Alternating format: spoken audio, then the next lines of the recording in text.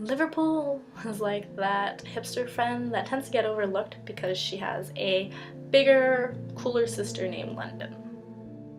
But you still don't let your friends hang out with you two because they just wouldn't understand your guys' chemistry. Okay, I might have said that last part because I went on this trip completely alone, but seriously, I'm more of a one-on-one person anyway. I like to get personal. I mostly went because I wanted to see one of my favorite music artists, the Pierces, who I discovered while watching Gossip Girl. And yes, they do sing the Pretty Little Liars theme song. But trust me, they have mad talent. Anyway, Liverpool, I'm sure you know, is well known for being the home of the Beatles, so of course I had to do that pilgrimage. And I learned a lot about the greatest rock band of all time, and I got a little emotional because the Beatles remind me of my dad, and it just kind of made me miss him. And miss being that little girl that he used to drive around to soccer or track practice and try to convince me how amazing and influential the Beatles were, which obviously worked. I remember one time he played this Offspring song and played back Obla Di Obla Da and just compared the two to prove his point.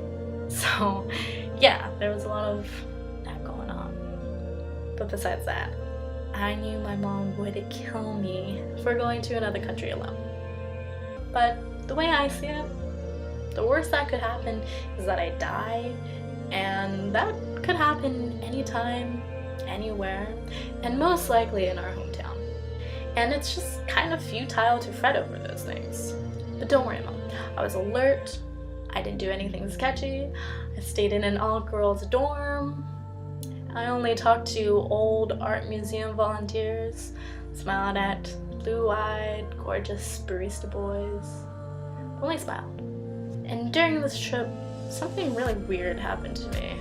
As I was walking alone in the World Cultures exhibit, my mind couldn't help but propel itself into an image of myself in the context of this gigantic and thriving world we live in, and suddenly I was overwhelmed by this feeling of terror and hope.